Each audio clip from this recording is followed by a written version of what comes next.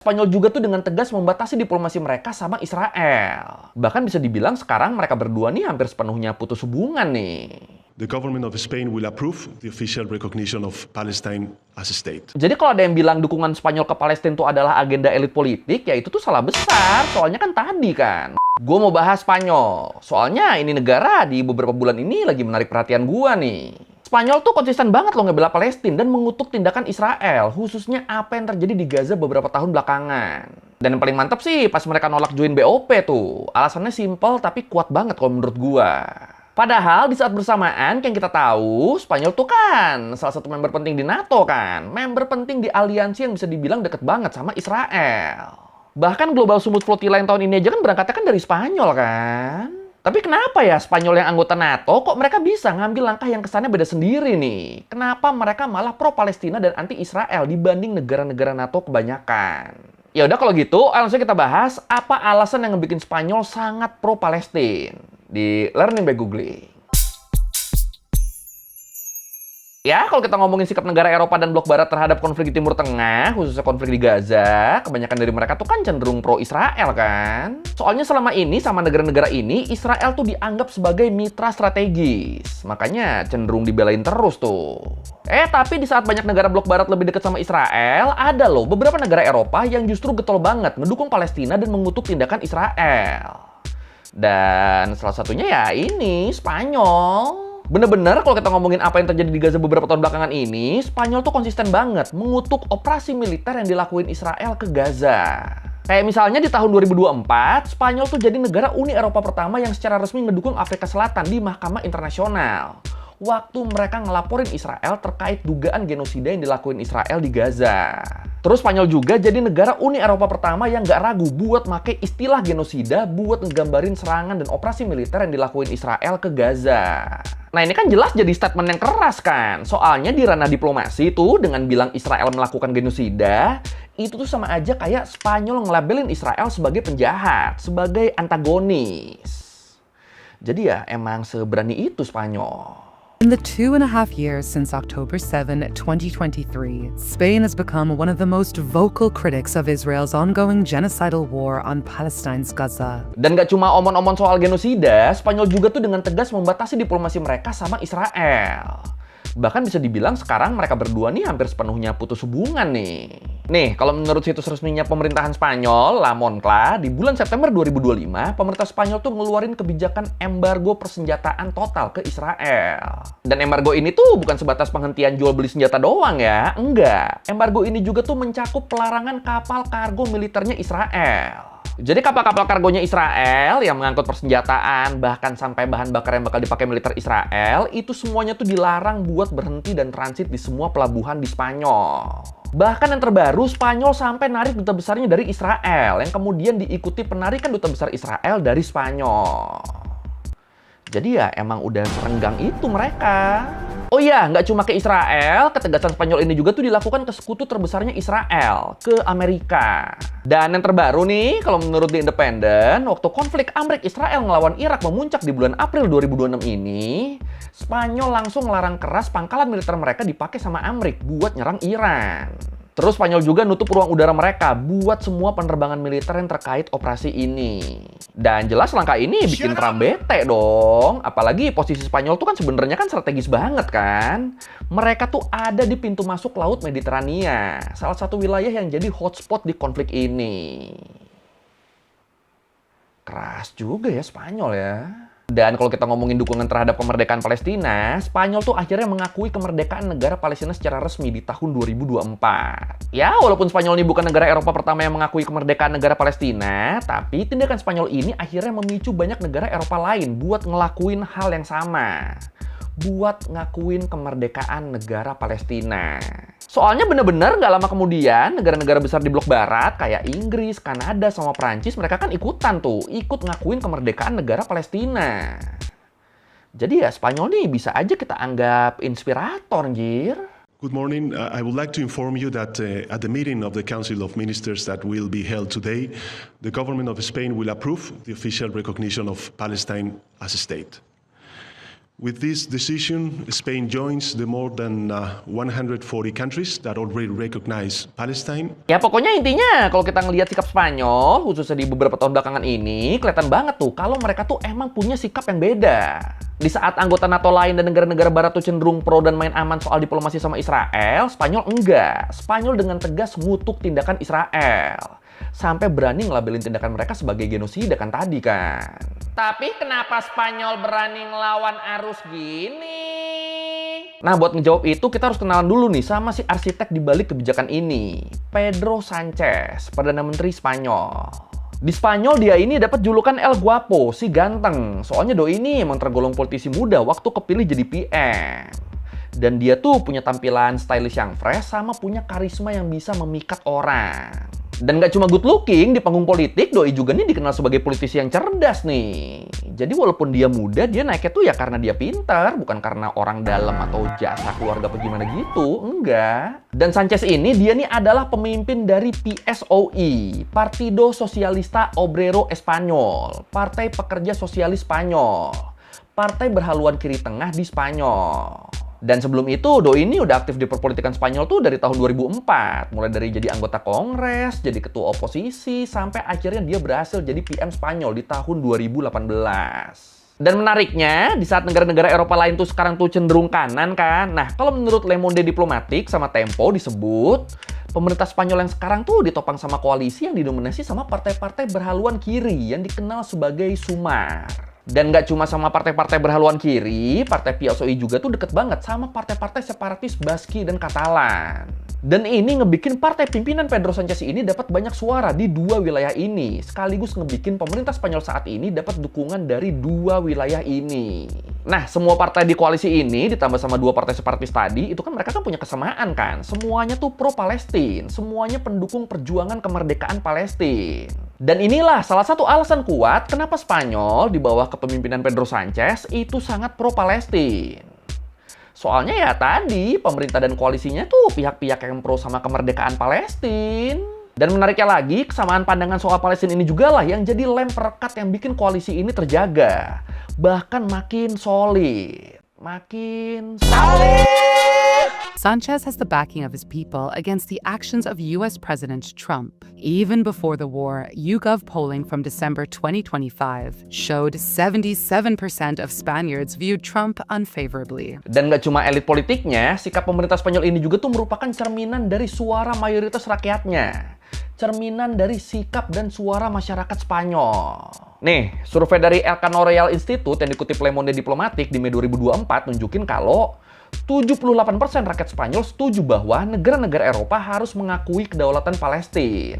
Jadi kalau ada yang bilang dukungan Spanyol ke Palestina itu adalah agenda elit politik, ya itu tuh salah besar. Soalnya kan tadi kan, masyarakat Spanyol juga tuh mereka tuh punya sikap yang sama kok.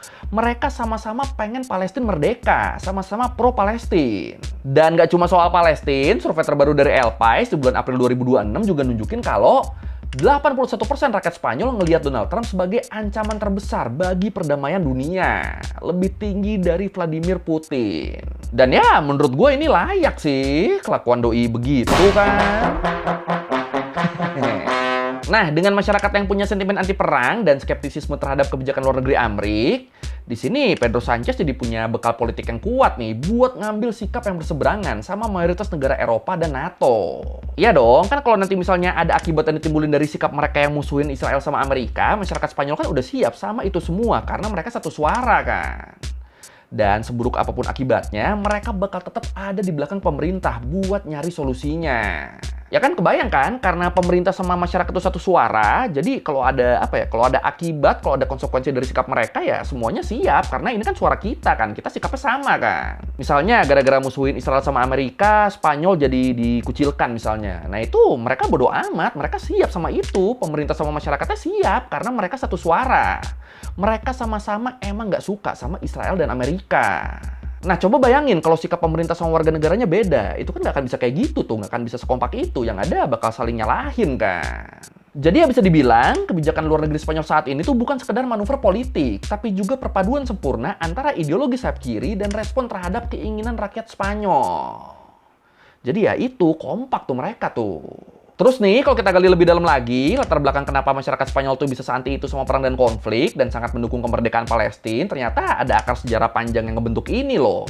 Yang ngebentuk jiwa bangsa Spanyol yang sangat anti penjajahan. Akar sejarah apa aja tuh? Pertama, trauma perang. Iya, jadi kalau menurut studi di Annual Review of Anthropology disebut masyarakat Spanyol tuh punya trauma dan luka mendalam soal perang. Khususnya di sini tuh perang saudara Spanyol yang terjadi di antara tahun 1936 sampai 1939. Ya, walaupun mungkin perangnya relatif singkat ya, cuma 3 tahunan, tapi kengerian perang ini tuh nggak berhenti pas perangnya selesai loh. Soalnya, selama hampir 40 tahun setelahnya, rezim diktator Francisco Franco, mereka tuh secara sistematis memburu, menyiksa, dan mengeksekusi ratusan ribu warganya sendiri yang dianggap lawan politik. Termasuk di sini orang-orang Baski dan Katalan. Ya, buat cerita yang di Katalan, buat detailnya lu bisa tonton di video gue yang ini. Mama marketing. Ya, pokoknya intinya selama puluhan tahun di bawah kediktatoran, masyarakat Spanyol tuh ngalamin pengalaman horor, tapi mereka dipaksa diem dan hidup dalam ketakutan. Bahkan sampai saat ini, Spanyol tuh jadi salah satu negara dengan jumlah orang yang dihilangkan paksa terbanyak di dunia loh. Makanya penggalian arkeologi buat nemuin kuburan massal dan sisa jenazah dari para korban ini kan masih dilangsungkan sampai sekarang kan. Ternyata separah itu ya. Jadi ya kebayang kan gimana traumanya mereka sama perang dan pembantaian. Makanya nggak heran kalau masyarakat Spanyol tuh sekarang tuh punya sikap anti perang dan menentang keras genosida. Soalnya mereka punya trauma yang personal tuh sama itu tuh. Makanya ketika mereka ngelihat apa yang terjadi di Gaza, itu solidaritas mereka tuh tinggi banget tuh di situ tuh. Spain's anti-war stance also stems from another conflict, one that remains deeply traumatic in Spanish public life. From 1936 to 1939, a civil war in Spain killed up to 500,000 people. Terus selain trauma akibat perang saudara dan rezim diktator, masyarakat Spanyol juga tuh punya peristiwa pilu yang jadi trauma kolektif. Peristiwa bom Madrid tahun 2004. Jadi waktu itu di Madrid tuh ada serangkaian aksi teror bom yang terjadi di kereta komuter di sana. Dan akibat peristiwa ini, hampir 200 warga Spanyol jadi korban. Dan pelakunya adalah kelompok ekstremis Islam. Cuma yang menarik nih, kalau biasanya perilaku teror kayak gini tuh bakal dimanfaatin sama kelompok konservatif sayap kanan buat menarik simpati rakyat, buat mendulang suara, di sini tuh justru kebalikannya loh. Partido Popular, Partai Rakyat, yang waktu itu jadi partai pemerintah, mereka tuh justru kalah pemilu setelah kasus ini. Padahal kan di Eropa kebanyakan kan kalau ada aksi teror, apalagi pelakunya ekstremis Islam tuh kan partai sayap kanan kan langsung naik kan. Partai-partai yang anti-imigran tuh langsung naik kan, karena ya masyarakatnya pada trauma sama teror ini. Nah, kalau di Spanyol tuh enggak loh. Partai yang, apa ya, yang sayap kanannya, yang megang pemerintahannya, bahkan waktu itu mereka tuh malah jadi kalah. Kok bisa? Alasannya soalnya sebelumnya, pemerintah Spanyol yang isinya tuh orang-orang partai ini, mereka tuh ngotot, pengen ikut invasi Irak bareng Amerika. Sebuah keputusan yang ditentang sama 90% rakyat Spanyol dan nggak dapat persetujuan dari parlemen. Nah, kalau menurut artikel investigasi dari The Guardian sama Epsco Research Starters disebut, setelah tragedi itu, rakyat Spanyol tuh mereka tuh marah ke pemerintah. Mereka nyebut kalau aksi ini tuh terjadi karena pemerintah nggak mau ngedengerin suara rakyat. Mereka tuh kayak, coba kalau pemerintah kita nggak ikut campur masalah Irak, nggak akan tuh Madrid dibom tuh nggak akan. Rakyat tuh ngerasanya tuh gitu. Makanya, 3 hari setelah peristiwa berdarah ini, waktu diadain pemilu, Partido Popular langsung kehilangan banyak banget suara. Dan mereka gagal mempertahankan posisi. Dan akhirnya sampai saat ini, teror bom Madrid dan kekalahan Partido Popular ini jadi pelajaran politik yang sangat mahal banget buat setiap pemimpin Spanyol. Pelajaran bahwa jangan pernah meremehkan sentimen anti perang rakyat Spanyol. Kalau nggak mau karir politik lu kandas. Keren ya rakyatnya ya. Wah. Dan sebenarnya ada alasan lain lagi nih yang ngebikin Spanyol punya kecenderungan buat pro sama Palestina. Dan ini ada kaitannya sama sejarah panjang peradaban Spanyol. Ya kalau lo ingat dulu kan Spanyol tuh kan lebih dikenal sebagai Andalusia kan. Pernah ada kerajaan Islam di sana yang eksis selama ratusan tahun. Kerajaan yang dibangun sama orang-orang Islam Arab. Nah dari situ waktu itu budaya Arab sama Spanyol tuh jadi melebur deh. Dan ngebentuk sebuah budaya dan identitas baru. Dan walaupun kemudian ada Reconquista, ada penguasaan kembali Andalusia oleh kerajaan Kristen sampai dinasti Islam di Spanyol tuh hilang, tapi tetap identitas baru hasil pengaruh dunia Arab ini tetap nempel di mereka, tetap nempel di masyarakat Spanyol. Dan hubungan Spanyol dengan dunia Islam Arab ini kemudian dekat lagi di era sang diktator Francisco Franco tadi. Hah?